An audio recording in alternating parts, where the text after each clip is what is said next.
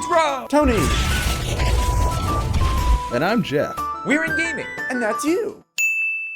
Hello everybody and welcome back to the I'm Rob. I'm Tony. I'm being joined by Tony because we're going to talk about the League of Explorers, the new cards. I know we're 2 days late on this, but that was because we had a pretty busy weekend. And we never bought a virtual ticket to BlizzCon. But anyway, we've got the cards laid out in front of us.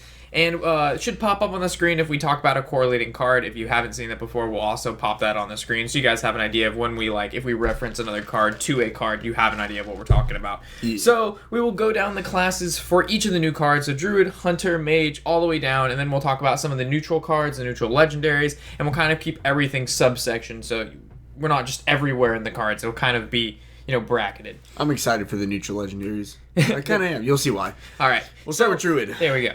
The first one we have Jungle Moonkin, the first Moonkin to make an appearance in Hearthstone. Yeah, some players were actually pretty... I was looking on Reddit. They're kind of upset because the first Moonkin that did make an appearance has both players spell damage +2, which isn't... It's not great. Yeah, it's not what it's about. That's like a kill. That's like something you play right when you're ready to win. Like, you need that extra 2 damage on your spell. Like... Giving an opponent 2 spell damage. Well, it depends who you're going against. If you go against a warrior, it may not be as impactful as of course you're playing against a mage. The fact that it's also a beast, kind of, you see them trying to push these beasts out. Yeah, Beast Druid, because the next thing is also a Beast Druid. The 3-drop, 3/3 mounted raptor. When it dies, summon a random 1-cost minion for yourself. It's okay. Not I bad. think the Shredder's probably It reminds me a lot of Hungering Dragon. Instead of summoning for your opponent, it summons for you. And a 1-drop minion. Yeah. I mean, not all. I said Shredder. I meant Harvest Golem. It reminds me of just... the 2/1 Harvest Golem? Yeah. Why does it remind you of that? Well, because you have Harvest Golem, and then it gets you... It does not say a 2/1. 1-drop, it just says a 2/1. Well, I know, but I'm just saying, it's a 3-drop that has a similar effect. Okay, alright, I got you. Not always will it be a 2/1, but 1/1. Leper Gnome can come out of it, Abusive True. Sergeant, so... Abusive Sergeant would suck without I think it's battle cry. The fact that it's 3 mana, though. It's a 3 mana 3/2, and it's a death rattle, which means it can be silenced. True. And it's not like beast decks are known for triggering multiple death rattles at one time. So I'm not really. I wish it was a 2-drop 3/2.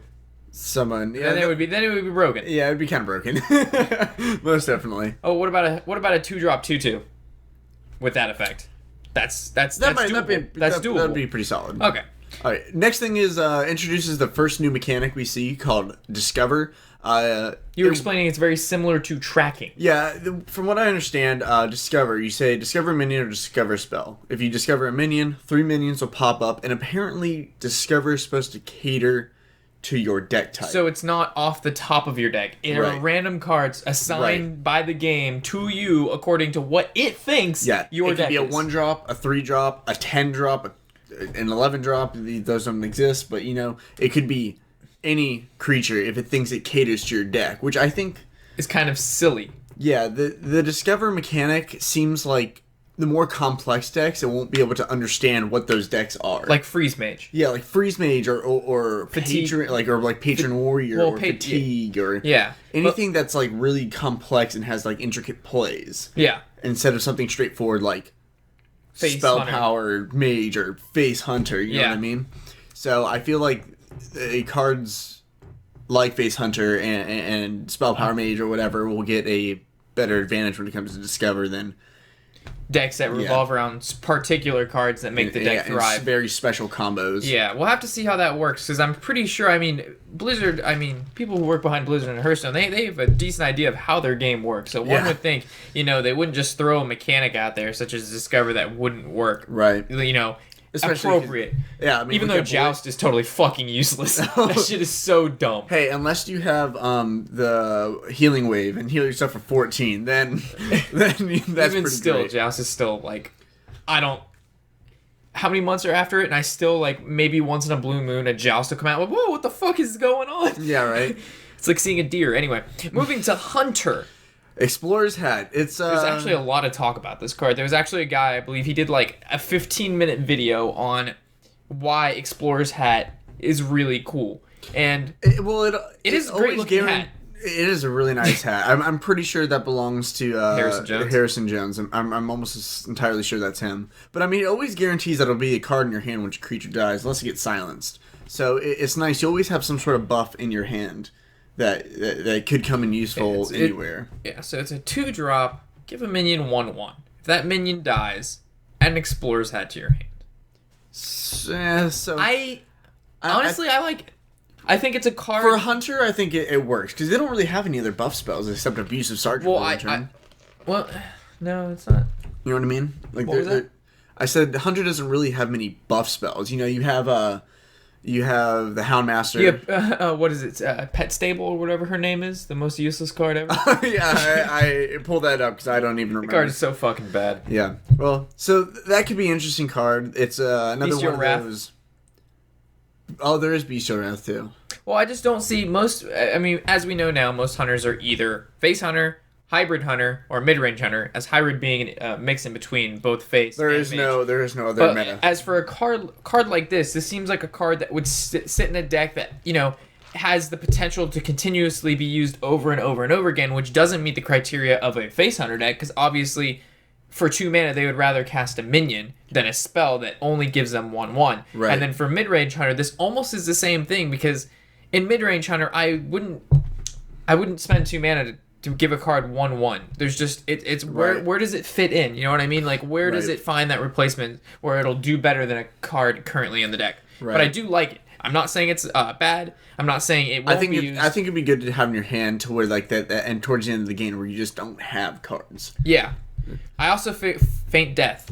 Would that trigger this? Yeah. Trigger death rattles. You can get multiple in your hand. Yeah. So that might actually make it a little bit better. Yeah. Well, we've talked about Explorer's Hat quite a bit. We'll see how it's camel time. When it actually comes out. Desert Camel. Put a 1 cost minion from each deck into the battlefield. Now, this is kind of good against late game because there's not a lot of control. Yeah, so if a deck doesn't have a 1-drop in it, you essentially get a card and they don't, and you also put a 2/4 body on the field for 3. So instead of you get a 2/4 and possibly a web spinner or possibly leper gnome, any other 1-drop that might be in your deck. But if you're going against Freeze Mage, what would be in there that would pull out? You know what I mean? Yeah. I mean, cards that would normally other pull out is the Elic card. Joust. Right. If your card costs more, you get to draw it.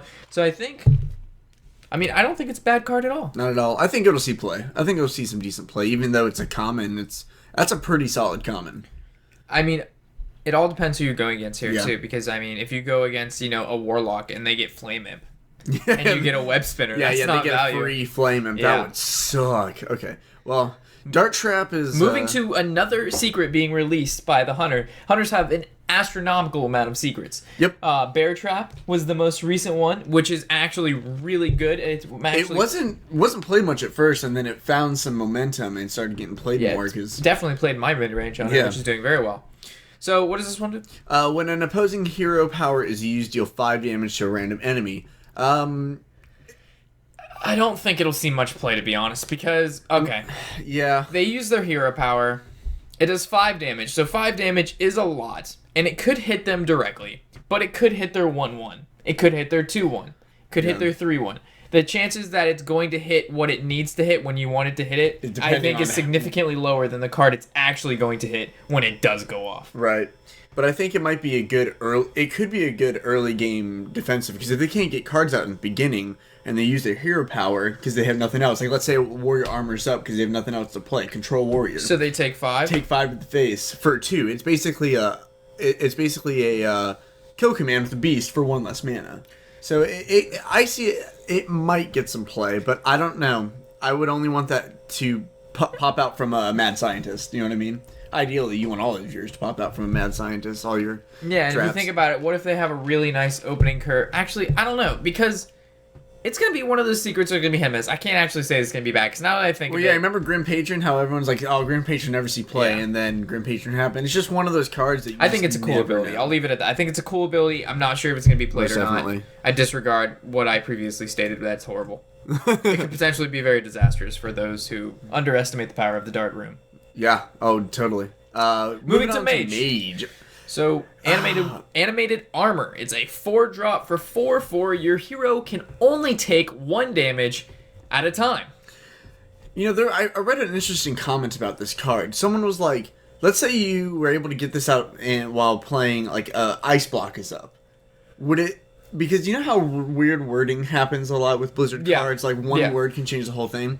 Yeah. What if the ability, like, what if it ignored the immune from Ice Block? Like, someone mentioned that, and a lot of people thought, like, let's say they pop Ice Block. Okay. And they're immune, right? They can't take any more damage. But let's say that it can only take 1 damage, as in it can't take 0 damage. If it takes damage, it has to take 1. It might just totally ignore Ice Block. But Ice Block says your hero is immune, which means it doesn't matter how much damage your hero takes. Your hero cannot take damage. Yeah, that's true. It doesn't put it to 0. It doesn't say... None. Yeah, it doesn't say... No, it says -0 when you hit, though.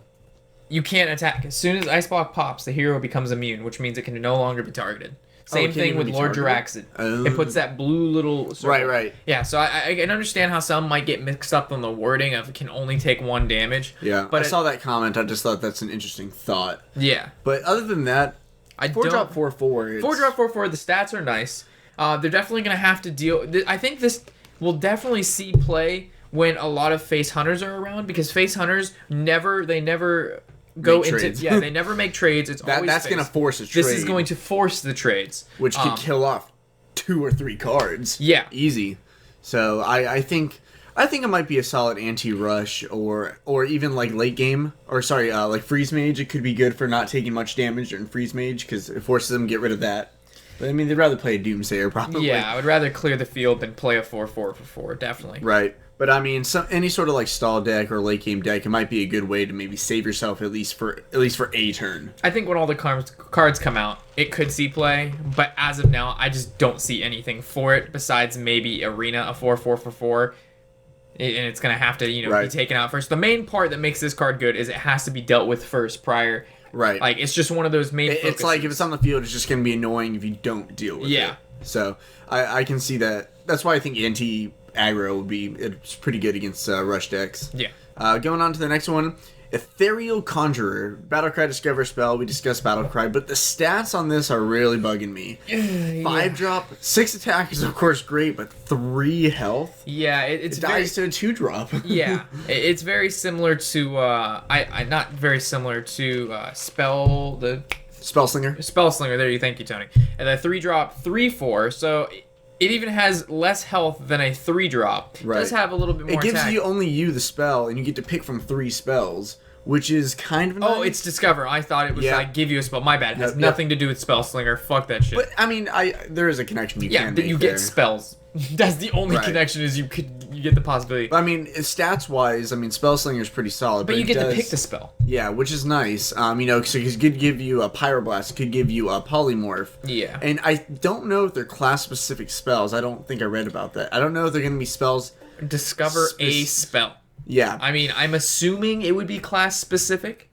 Yeah. I mean, it caters towards your deck, so maybe if it recognizes you're playing aggro, it might give you maybe a Power Overwhelming as a choice, or Blessing of Kings, or something that could give your. I think when it says cater to your deck, they're just going to pick some of the most general cards that can be used in the most decks. Right. So, like Blessings of Kings, like one of those Lay on Hands, some of those cards that it really doesn't matter what kind of deck you're playing, they're still helpful. Like for Mage, Fireball, Frostbolt. Like Frost Nova. 2 of the cards are like always good, and then one of the cards, like Frost Nova, is situational. Right. And sometimes, depending on the situation, it may find you and it can grant you that card. So I guess it'll all depend. Right. But this card I think is garbage. 3 health for a 5-drop. Get the fuck out of here. I don't care if you're giving me a spell. I would rather just draw into it and play a real creature. True. Okay, this so next one, we talked a bit about this earlier. Well, we were confused about it at first. We're like, what the hell is this Roaring Torch, the fucking 6 damage 3-drop? This is a Fireball, but better. Yeah. But then we realized you have to cast this prior to that coming out. So you play Forgotten Torch. It deals 3 damage. So 3-drop, deal 3 damage. Take care of a 2-drop, 3-drop, 4-drop, whatever. Yeah. Or hit face. But then it shuffles a Roaring Torch, which is a 2-drop. 3-drop. So 3-drop, 6 damage. 3-drop, 6 damage, which is a better Fireball. So essentially, it's guaranteeing you more like spells in there because it's putting an additional spell in your deck. That deck, but also it kind of evens out the mana curve because I mean, why not play Frostbolt? 3 damage for 2. Yeah. And freeze, but then you're paying 9 damage for 6 mana in the end. In the end, yeah, where that's the exact same as Fireball. Yeah. Fireball Frostbolt combo. Yeah. So I think it's cool that you're using a card and it's shuffling an advanced version of that card within your deck, which we'll see a little bit more of those type of cards later on when we hit some of the legendaries. Artifacts. Which are really cool. Really cool. But I think this will be good in maybe Arena, but I don't find this being played in Tempo Mage just because, like, the fact that you have to draw back into it, by the time that happens, it's just probably either it's not going to happen or it'll just be too late for it to really make the impact that you want it to. So, sorry, Forgotten Torch, you've been forgotten. Yeah. Moving on to the next class, Paladin. The first card we're going to be talking about is Anything Can Happen, which is a 10-drop spell that says summon 7 Murlocs that died this game. Murloc Paladin. They're trying to still make it a thing. I actually tried it. It doesn't really work. Well, now it does, because anything can happen. Well, I see this like going, because Murloc Knight gets a lot of play. You know, it's been really Murloc Knight it's been a very valuable card in the mid-range Paladin deck list. So I can see kind of the meta for that being changed a little bit to include more Murlocs. You don't think so? No, it's a 10-drop. If you're playing Murlocs, it's a rush deck. And if you're on turn 10... Yeah, if you haven't won by turn 10... And you're dependent on fucking if you're depending on these fucking little guys here, if you look at this card and go, this is the card that's going to save me, that one right there, I think the game is over and you should probably, move on to the next game where you're not depending on this to win the game. A lot of people were like...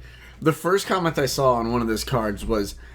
Fuck this shit right off, and I'm like, I don't know if I don't know how it's gonna be. I really don't, because I like Murloc decks. Because we both started around vanilla time. You way more so than me, but I ran that Murloc Warlock. Yeah, Murloc good. Warlock. You had a Murloc Paladin, it just didn't work very well. No, not at all. All right, so moving on to Keeper of the Uldaman, we have a 3/4 stat. So a 4 for 3/4. That's not fantastic. There's a lot of 3-drops with the same stats, and it says set a minion's attack and health to 3.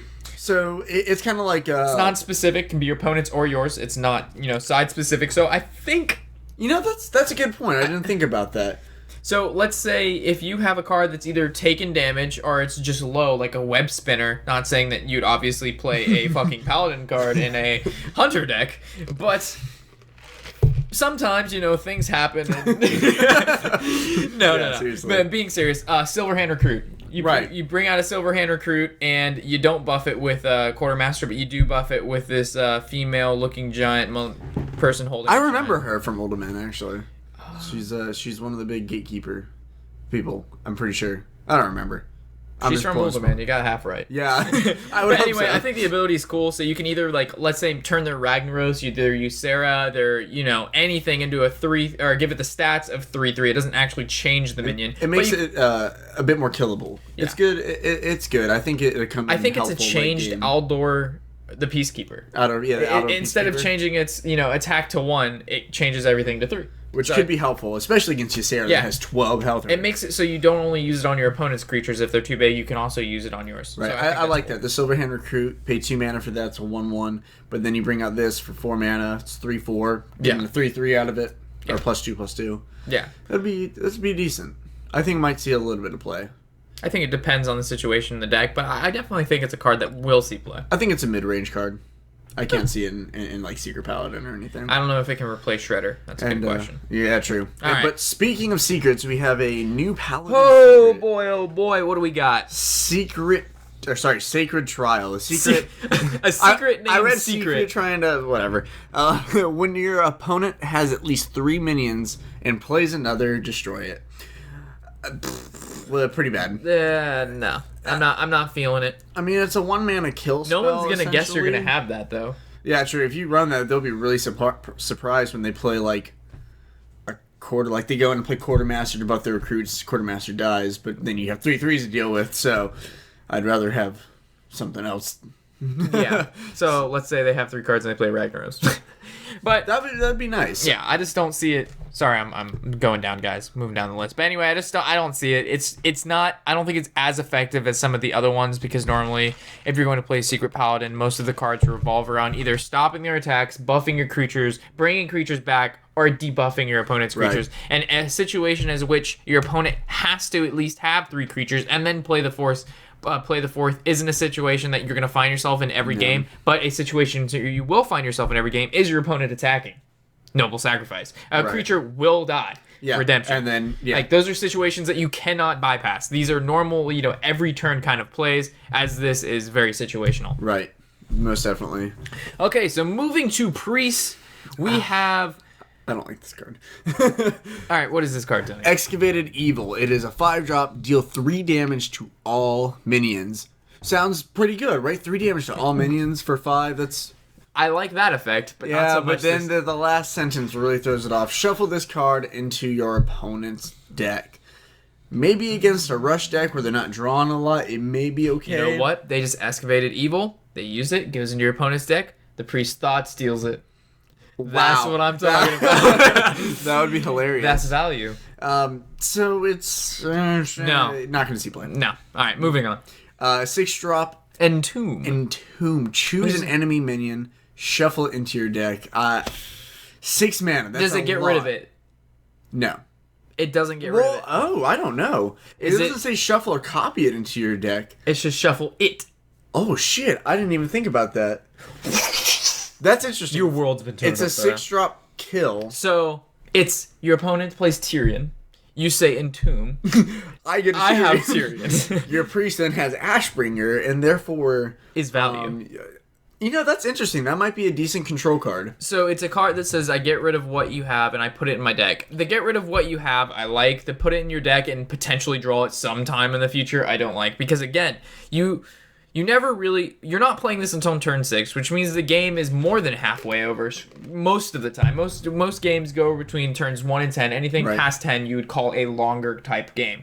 So the fact that you play this on 6 and you potentially won't draw it, let's say an average 1 to 5 turns after that, which would be passing that turn 10 mark. So, I mean, sometimes this card will definitely... It'll be some crazy plays you get out of it. They do cast, let's say Mysterious Challenger. You put it into your Mage deck and you... You play it. Horrible example. All right, they play Tyrion or Ysera, or some class-specific card like Archmage. You put it into your deck, you end up drawing it and winning with it. That's great, but that's not going to happen every time you use this card. Right. But it does get rid of the card, which is nice. I think of, Rogue has Assassinate. 5-drop, kill any card. 1 more mana, you can kill it. Well, kill that Assassinate card. isn't even played, though, in Rogue. That's the thing. Yeah, true. Oil Rogue, I don't play that card at all. Yeah, in Arena, in Arena, this might see play. I could see that being pretty good in Arena. All right, well, moving on. We've got the Museum Curator. Battlecry, discover a Death Rattle card. So, of course, 3 Death Rattle cards pop up. Pick one, put in your deck. Stats are okay. A Death Rattle card. That could potentially be anything. It could be a Chill Maul. It could be Yeti, or like Mechanical Yeti, or a Shredder. It says a Death Rattle card, which means it can be cross-class specific. I mean, not like you could get a cross-class card. Yeah. Okay. I think that Discover will pick from any deck, any neutral cards, as long as the C fits. So we won't talk about Discover more because we don't officially know how well that will work or not work. Going down to the Rogue cards. Yeah, we didn't really have so much to say about that. I just don't feel like the 2-drop 1/2 is really going to make significant differences in games. It's just not one of those guys. Yeah. All right. 4-drop 5/4. Tomb Pillager. 4-drop 5/4. Decent stats. Yeah, they really like the 4-drop 5/4. Right. That's a very common 4-drop now we've seen since TGT. Definitely. Savage Combatant, the Priest card, the Shadow Priest. Not Shadow Priest.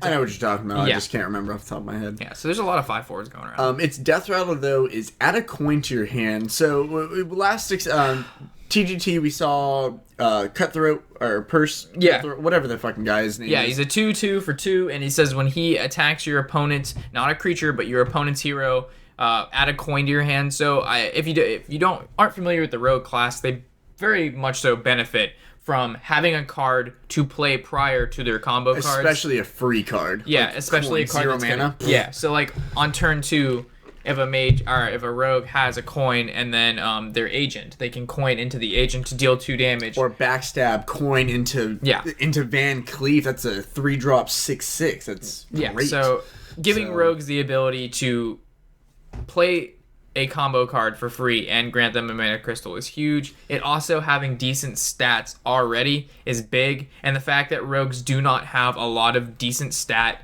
beaters is also big. That give them something beneficial after it's dead, I think is even bigger. So not that this is going to maybe see play right away. I think in Arena it would be really good because solid stats to trade, and then from that trade you benefit with it getting a turn ahead. Yeah, that could be huge. Being able to play a Doctor or any Doctor Boom in Arena. Yeah, that's the chance of that happening pretty slim. But being able to play a hey, look, the card that we just discussed prior to this could bring out this.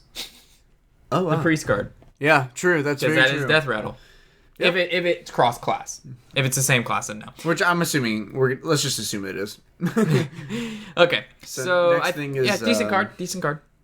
Moving to Unearthed Raptor. You are so blind. I honestly, it's just hard for me to see it. True. There's some weird color scheming going on. Anyway. I promise you I can read sometimes. 3-drop, 3/4, Unearthed Rapper. Its battle cry says choose Rapper, Unearthed Rapper. It's a straight from the underground. He's local, you know what I mean?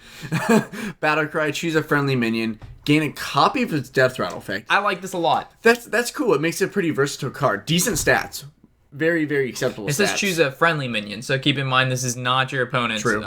So like some other cards are not specific like that. Some of them say friendly, some of them say opponent. This is. But think it could copy a Tomb Pillager and get a coin when it dies. That's true. Or it could copy. The stats are 3/4 for 3. I like this. It's putting Rogue in a place where it's able to play mid-range like decks and not combo decks. Right. Like Oil Rogue, it is so combo intensive.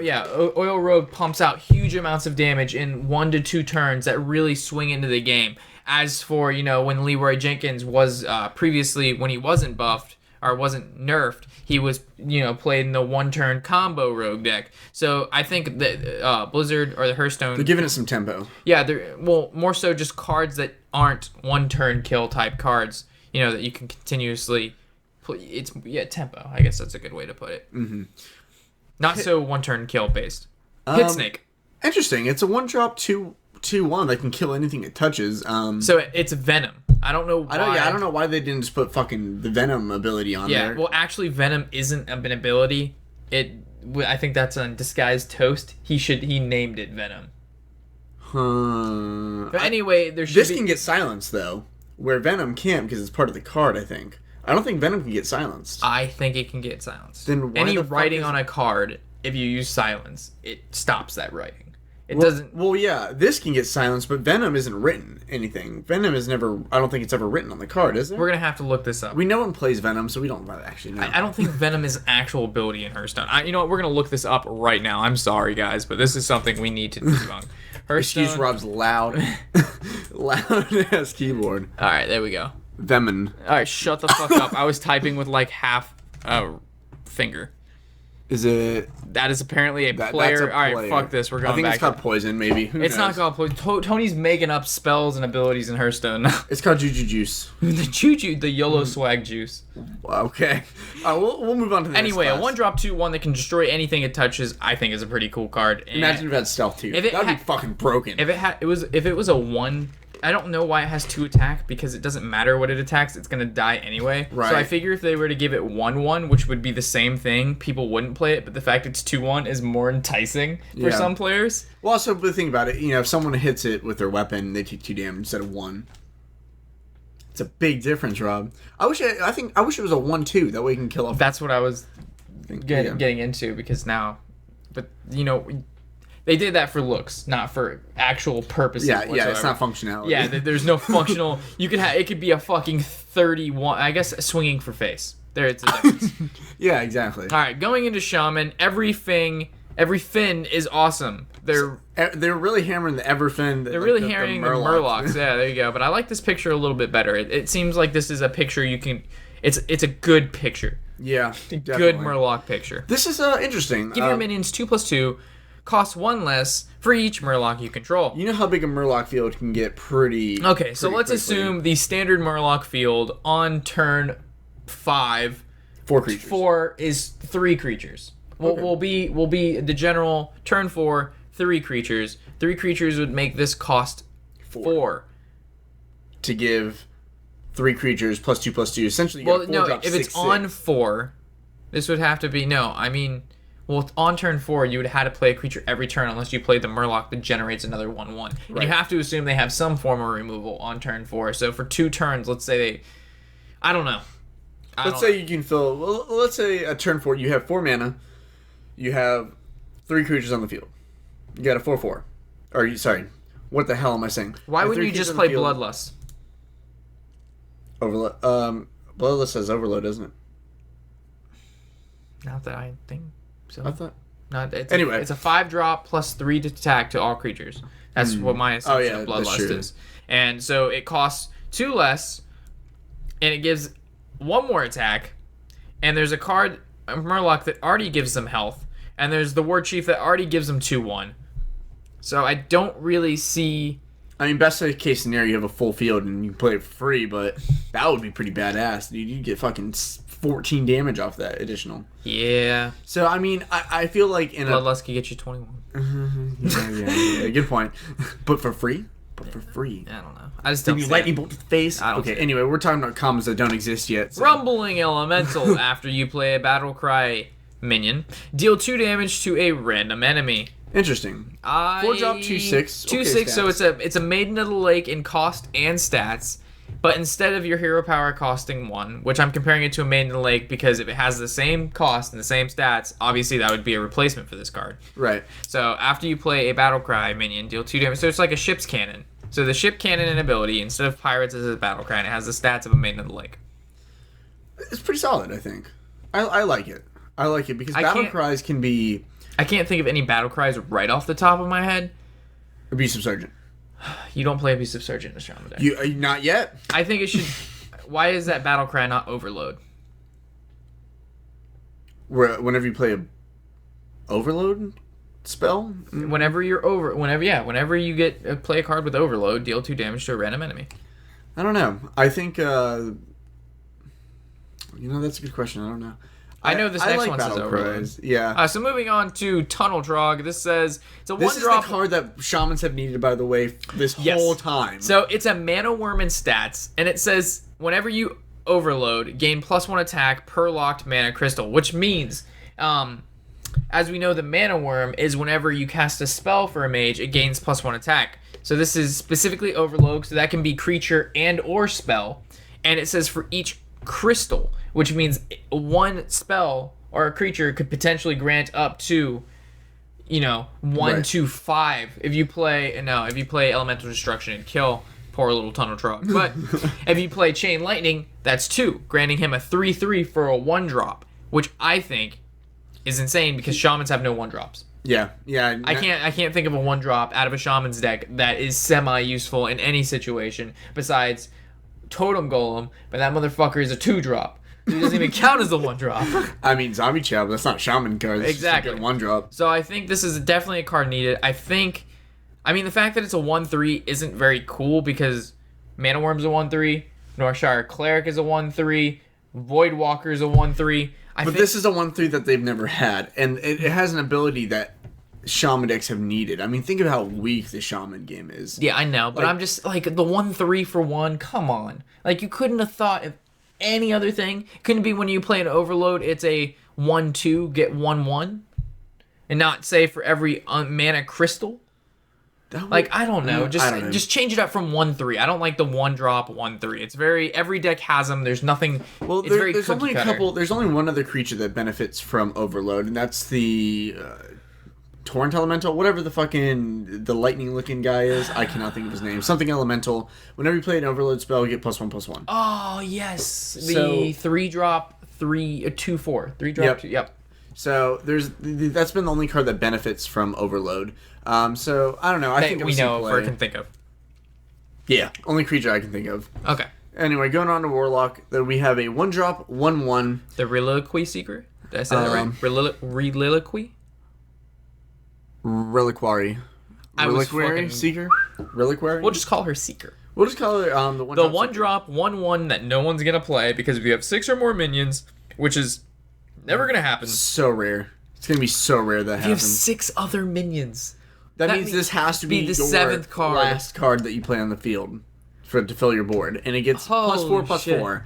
So it becomes a 1-drop 5/5, which in a perfect world is fucking insane. I like the picture. I like the name. That's probably gonna be a cool golden card too. Yeah, I mean, I like everything about it besides its ability.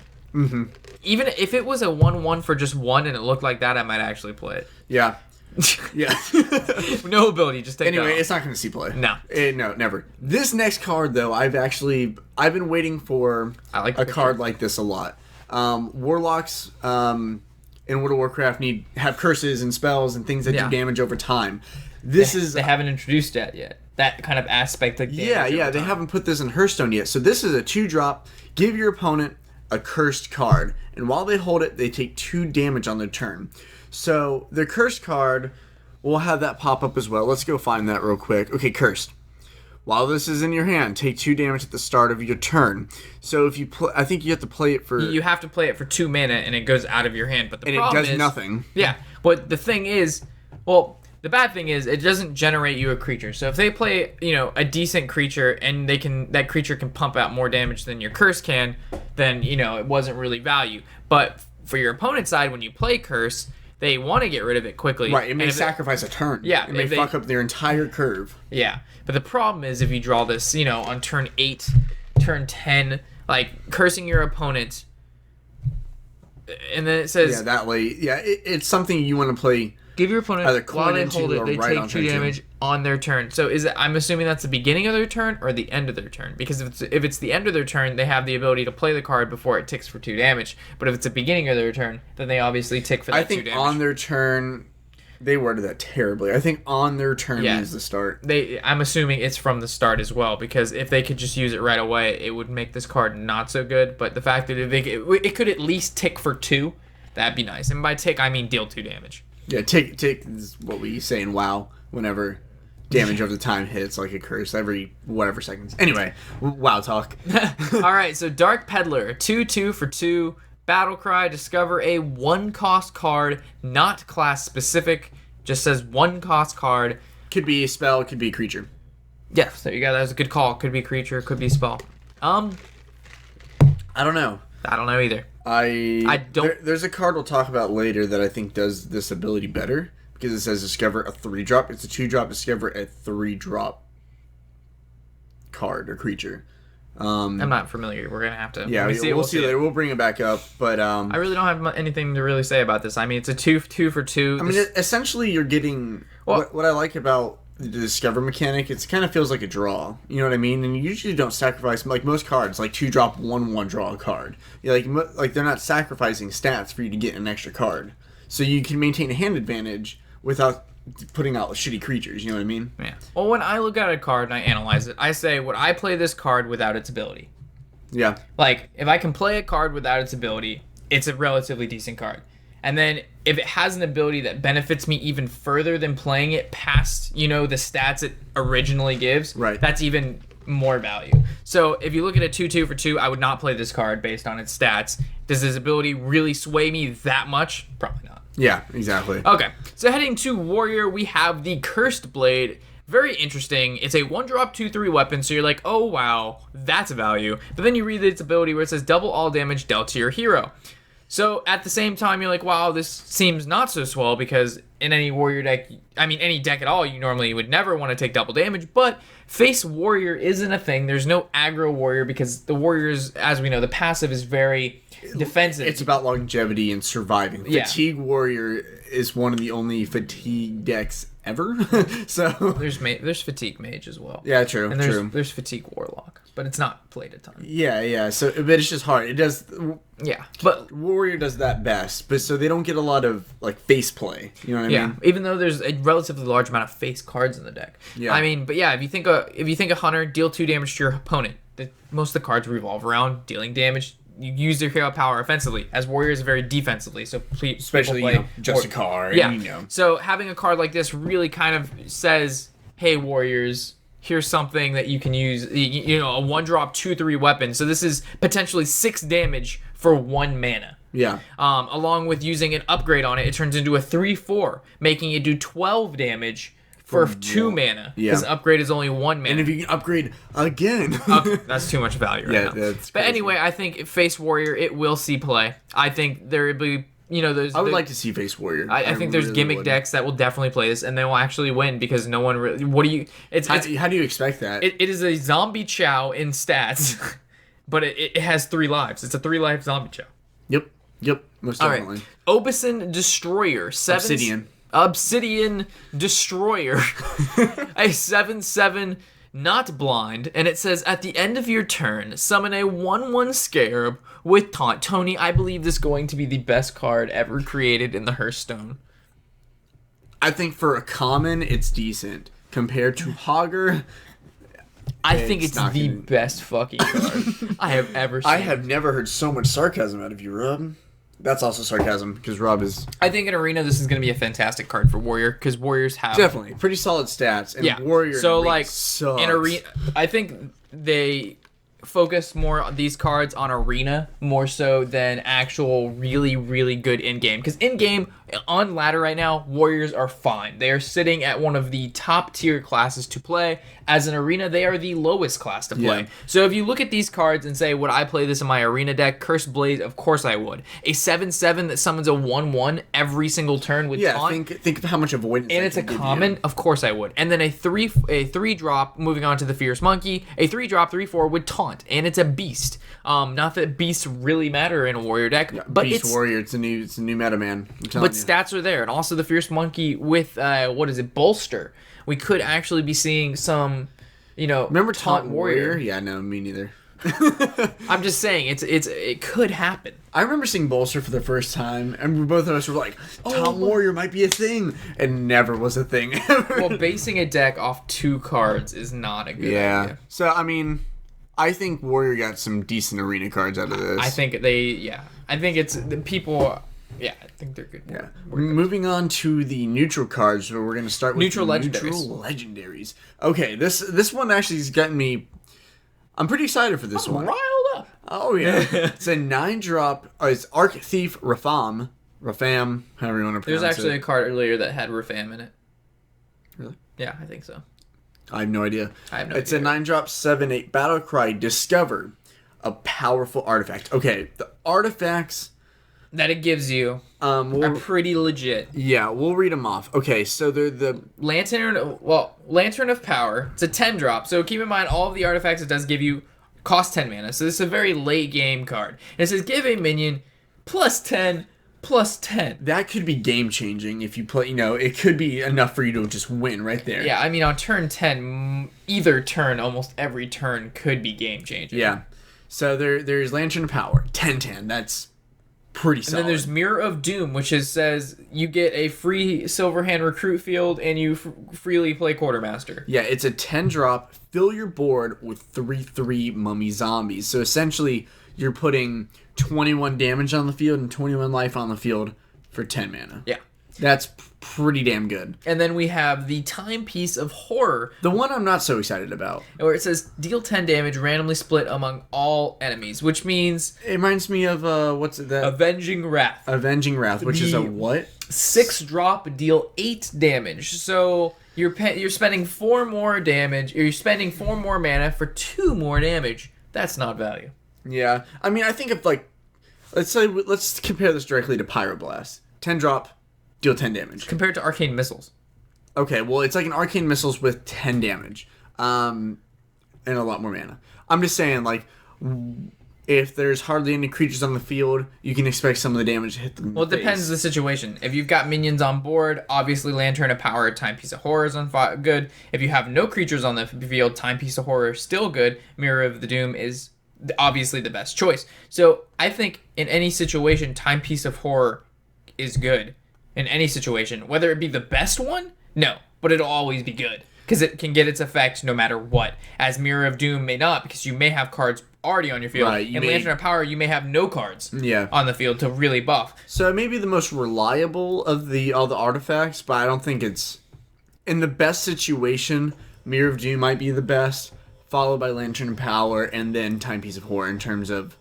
I can't even say what's the best because it's all just situation based. Yeah. And then, what do we got next? So yeah, that wraps up Arc Thief Rafam. Next neutral legendary is Reno Jackson.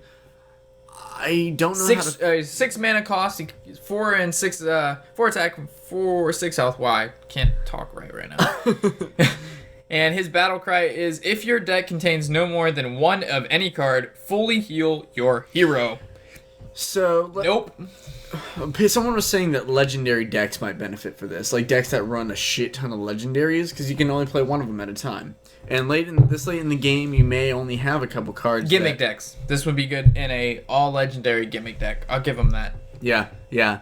Someone actually compared this like, oh, this is the commander deck. If any of you play Magic the Gathering, in commander decks you can only have one of each card. You can't have duplicates unless they're your mana cards. So this is just a side joke, but I thought it was funny. Someone was like, oh, EDH and Hearthstone. EDH is commander, special type of play. Anyway, irrelevant.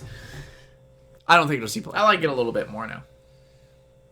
With the whole legendary idea? Yeah.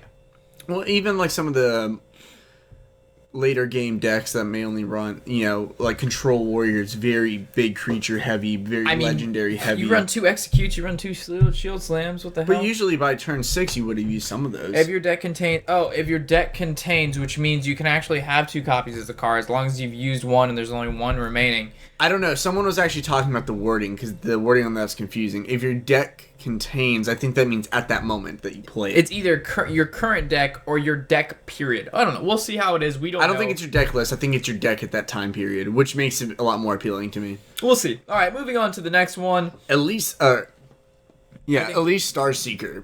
Battle cry: shuffle the map of the Golden Monkey into your deck. We'll go down to the map of the Golden Monkey. The map of the Golden Monkey states, shuffle the Golden Monkey into your deck for 2 mana, and then draw a card for 2 mana. So it puts a spell in your deck that says that it's a fucking adventure you have to go on to play this. It's literally you are trying to get to the Golden Monkey, and then the Golden Monkey is a 4-drop 6/6. Stats are good. Yeah, 4-drop 6/6 with taunt.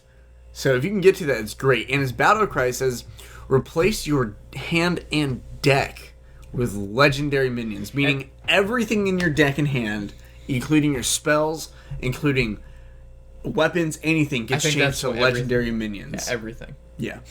So you can actually, I believe, get the same legendaries. Like, let's say you can get multiple Tyrians, multiple Ragnaroses. So it gives you the ability to use multiple legendaries. But at the same time, you're probably really low health, which is exactly why our buddy Reno Jackson is gonna come in.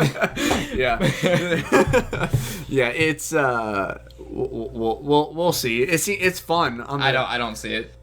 It sounds fun. It just doesn't sound reliable in the slightest. All right, moving on. We have Bronzebeard. It's a horrible name. This card I've actually been waiting for a while too. It's a 3-drop 2/4. Your battle cry is triggered twice. Healbot heals for 16, baby. Seriously, like that's cool, because we've had Baron Rivendell, Death Rattle's triggered twice, and ever since then I'm like, when are they gonna make the battle cry version of this? That's true. And here it is, and it's decent stats, low mana cost, 3-drop 2/4 with that ability. It could easily be comboed on... I think battle cry decks might be a thing, because there's already cards that benefit off you using battle cries. There's a card that says every time you battle cry, gain 1/1, and I believe it's a 5-drop 4/4. So you use it once, and it's already, its value. Right. What's that Jouster card? It's the Jouster, right? That gives it +2 attack permanently? Is that the one I'm talking about? What's it called? Okay, let's just take... Lance Carrier? Lance Carrier, okay. Lance Carrier gives your friendly minion +2 attack all the time. Combo that with Bronzebeard, it gives it +4 attack all the time. Or even Abusive Sergeant. You basically have a double Abusive Sergeant, get +4 attack for 1 turn for 1 additional mana past Bronzebeard. So that's a 4-mana combo right there that is pretty decent. The problem is having him stick on the board. He's a 3-drop 2/4, so you're going to have to... With those decent stats, I think as long as you can get... Decent stats early in the game. Yeah, I think... He dies to a Shredder and doesn't even kill the Shredder. Yeah. As for a Flame Imp, a 1-drop, kills the Shredder. This guy is not a sticky. I think as long as you can get a Battle Cry combo, like double Battle Cry once, I think he might be worth it. Because that could be huge. Double heal. Depending on the situation, the deck that you're playing, and the play that you make, it could in fact using one battle cry make it worth. But I think this is most likely a combo card where you're going to throw a taunt in front of him, or you play him maybe later in the game where you play some battle cries that are for higher end creatures that have even more impactful abilities, more so than just +2 attack. Right.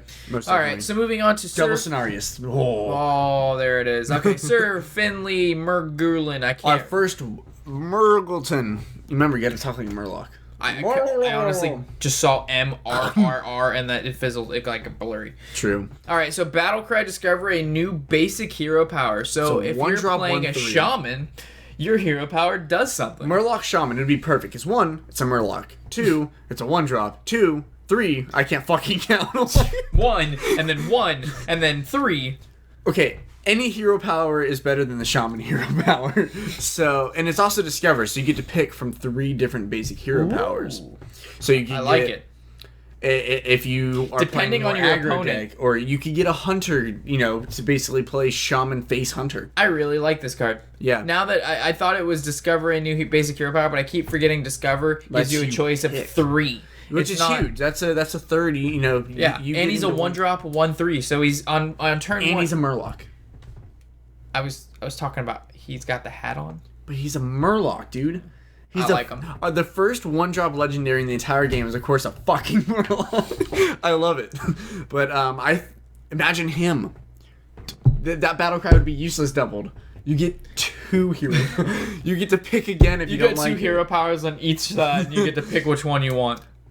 Yeah, if you don't like the first one you pick, then you get another chance, Rob. It's great. Okay, anyway, that's totally joking, though. Anyway, I think I can see that play in a Shaman deck. Yeah. Most definitely. Not Shaman, just Murloc in particular. So it has to be Shaman. I specifically see Shaman, because Shaman hero power is garbage. Moving on to the neutral epics. Djinni of Zephyrs. I like it. He's purple. Whenever you cast... It's a 5-drop, 4/6. Solid stats. Evens out to the pretty even stats. It's okay. Whenever you cast a spell on another friendly minion, cast a copy of it on this one. So, and let's say... I like it. Let's say in a Paladin deck, you play Blessings of King with I was thinking Priest, Power Word Shield. And when it says cast another copy of it, does that mean you're going to draw 2 cards, or it's just going to give it the +3 health? Or +2 health. What do you mean it'll trigger another casting, or? Yeah, it says whenever you cast a spell on another friendly minion, cast a copy of it, which means it casts a spell again. Which means you have if you have Power Word Shield, you draw 2 cards. Because originally you'd only draw 1, but it casts another one on it. It doesn't say, and giving it +2 health. True, I think it'll, I think it would cast it again and give you that draw. Yeah. Sylvelin's Chosen, giving this guy 2/4, making him a 6/10, so he's under Big Game Hunter, and he has 10 health. That's going to be a really good priest card. Or even Druid. Anything that has some decent targeting spells. We've seen in your Tempo Druid deck, or Fiola and Yola. Oh, Tempo Druid, Mark of the Wild. Yep, Mark of the Wild. Think about... You target, anything that keeps him under that 7 attack. Any buff, any class that can buff him that gets him under that 7 attack. Having either Lightbane or Darkbane out at the same time as this guy, that's some great combos, dude. Holy shit. 3 damage, is. Divine Shield, and then +2/+2. I feel it. I'm feeling it. Tempo Druid. Moving on to the Sea Witch. Your cards cost 5. I think. How many Nagas are out there? Is this the first Naga we've seen? No, there's South Sea Naga, or South... Whatever, it heals all. It heals. Yes. I can forget that garbage card. All right, your cards. It's a 5 for 5, and it's an epic, so it's going to be pretty expensive. But it says your cards cost 5. Late game. I don't see it. I think the card we just talked about prior to this is a lot better. Much better 5-drop. The cool thing about this is, let's say it's turn 10, you have Ysera in your hand, or you have Onyxia in your hand. Because who the fuck plays Onyxia, Tony? Okay, I'm just naming out big creatures. Because we're playing Dragon Shaman. Or Ragnaros. Let's say you play this, and then you can play Ragnaros in the same turn. Oh, yeah, sorry for all of you listening with headphones and having earthquakes in your ears from that. But I'm just saying, for 10 mana, you can bring out this card and a solid legendary. That's the only situation I can see it. Because then your 2-drop creatures are cost 5, and then Because all cards, even your spells. You're not feeling it, Rob. Okay, let's move on to Summoning Stone. I like it. It's a 5-drop, 0 attack. The value's there and 6 HP. It says, whenever you cast a spell, summon a random minion of the same cost. This reminds me of that Tavern Brawl where it says, whenever you cast a spell, summon a creature of the same cost. Oh, I wonder where you got that idea. Entering the Tavern Brawl, but in the Summoning Stone. So, if we can get this to live, I think it's going to be a really awesome card, because if you cast Fireball, Frostbolt, Ice Lance, it doesn't really matter what kind of cost, as long as you're getting 2 cards for the price of 1. And as long as you cast spells that are up to or greater than 5 mana, granting you an additional... Okay, so you play 5 mana, right? Right. For this card. You've used 5. And then you play a Polymorph. You've used 4 mana. You've got your value out of Polymorph, and you've summoned a 4 creature.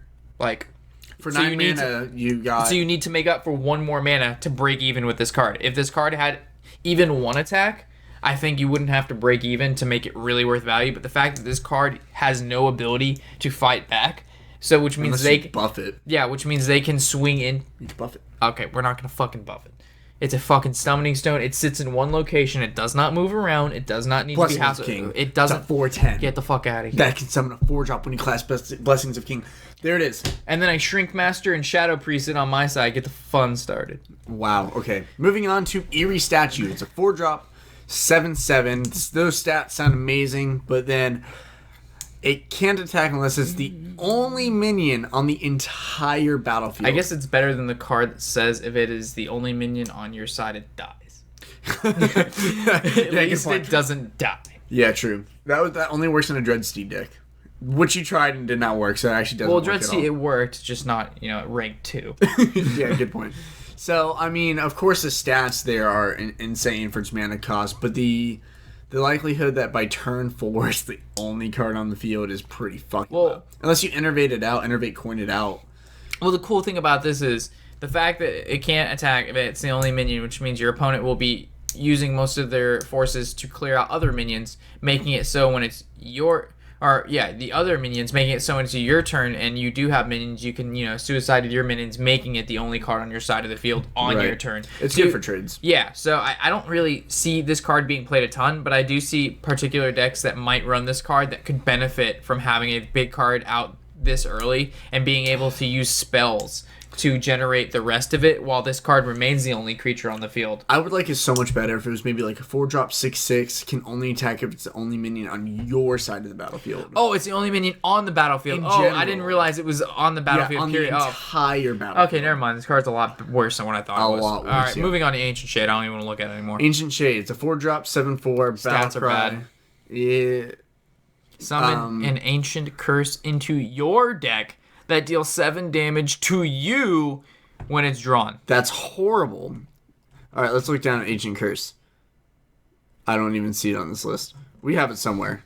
We'll find it and put it up. I'm not feeling it. Shovel an Ancient Curse. No.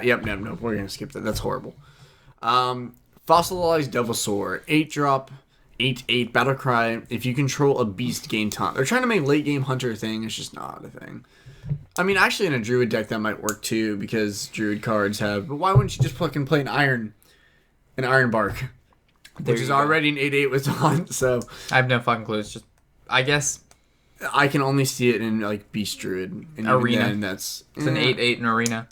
True. It's common, so you have a better chance of drawing it. Yeah, anyway. Whatever. Wobbling Runts. This is a 6-drop, 2/6, Death Rattle.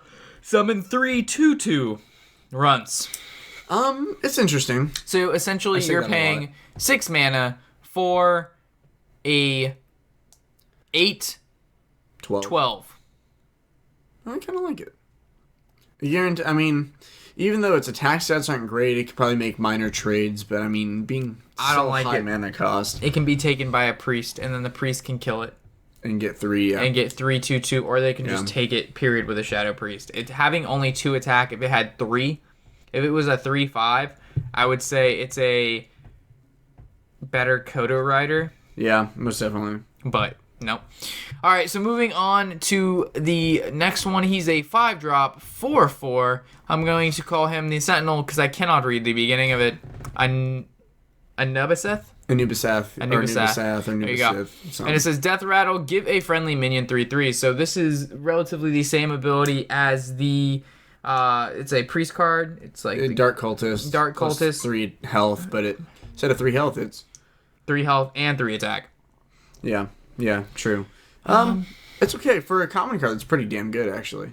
So even though the stats aren't completely there, it gives another creature. You have to have another creature on the battlefield anyway, so it's. I don't know. An arena would be pretty good. Arena's not bad, but I mean it gets silenced.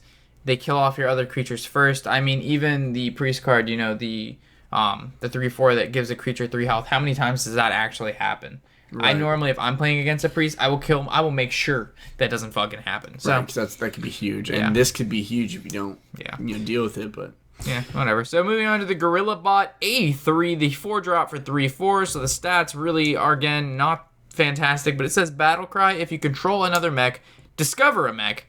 Which means again, you get Foul Reaver. You can pick between 3 other mechs. Normally, if you're running, I'm gonna do it in a situational point. If you're running mechs, you're probably running Mech Mage. In a Mech Mage deck, on turn 4, you want to play Blast Mage. You don't want to be getting more cards in your hand or because you want to be pushing lethal. Yeah, you do not really care about getting more cards. So I really don't see where this card fits in where current mech decks are kind of playing as. Right, and I don't see really any other mechs in this entire list that could change the mech. Yeah, there's really no other mechs that really. Yeah, you're exactly right. Add anything. So I mean, it might be. No. Moving on. Yeah, Tomb Spider, 4-drop, 3/3. Again, these cards. There's not really too much to say because they're all commons. We kind of went over class specific cards, which are very we can talk about other. It's very specific meta changes that could happen. Yeah, but most of these common neutral cards are very, not the best kind of cards. They're just there as buffers. But there's not many common cards that can change the game, like Zombie Chow or Piloted Shredder. Like that's one of the only neutral cards I can really change some games. But yeah, 4-drop 3/3, Discover Beast. So of course you can pick from 3 beasts. It's a 4-drop for 3/3. Again, at least it kills a Piloted Shredder, and it says Discover a Beast. I guess maybe sometimes if you have no other 4-drop in your deck that you really just want to play a fucking spider, sure. Mid-range Hunter, it might see some. I don't know. If you don't have the cards, mid-range Hunter's cheap. If you can't afford mid-range Hunter, then you shouldn't be. I would say Face Hunter's even cheaper than that. Face Hunter's way cheaper, but this wouldn't fit in Face Hunter. It's too late game. Yeah, of course. So, All right, so the Jeweled Scarab, this is a 2-drop, 1/1. It says Battle Cry, discover a 3-cost that's from Encourage. That is definitely from Encourage. I like the artwork. I like the beetle. Okay, this is the card I was talking about earlier. Discover a 3-cost card. Mm-hmm. So it's a 2-drop, 1/1 that can guarantee some sort of mana curve. You know what I mean? Mm-hmm. Even though the stats aren't completely there, I mean, I kind of think of it. The 2-drop 1/1 is not Loot Hoarder. The fucking it feels like Gnomish Inventor or whatever. Yeah. The one that gives you a card. It's a 2-drop 1/1 draw a card. It's essentially the same thing, but it makes sure you stay on curve, which I kind of like because sometimes you don't draw that 3-drop. You get your 1-drop, 2-drop. You don't always get that 3-drop where you draw into a 4-drop. I kind of like it. I think for a common card, that's pretty damn solid. I think for a common card, it's alright, but I still don't think it's safe play. Yeah. Alright. Yeah. The Huge Toad, the 2-drop 3/2. Stats are good. Mm-hmm. Death Rattle, deal 1 damage to a random enemy. Not so good because there's Flame Juggler, which does 1 damage. Battle Cry, which can be triggered twice now. Yeah. And it says... can't get silenced. And it can't get silenced. But it's a 2/3 instead of a 3/2. But honestly, half the time, I prefer to have a 2/3 instead of a 3/2. The only time 3/2 is better is when you're making trades to a Piloted Shredder with it. Right. But we've talked about Piloted Shredder so much.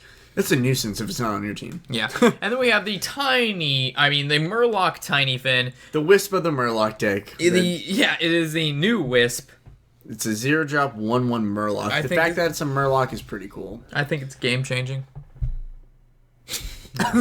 Alright, so that pretty much wraps it up. Have we gone over everything? There's new card backs, obviously. Overwatch card back, yeah. If we missed anything or weren't specifically clear on some parts, go ahead, throw that in the comment section below. We try to not make this video go too long. Even though it's been like an hour. Yeah. Well, there's a lot of cards to go over. So with that, we appreciate all of you watching, those of you who are still here, even though... For those of you here, bravo. We appreciate that. For sure. And then, yeah, if you have any comments, questions, or concerns, the comment section below is where we answer those. As always, everybody, I am Warshacker Rob. I am just Tony. And happy whatever the hell day it is. See you guys later.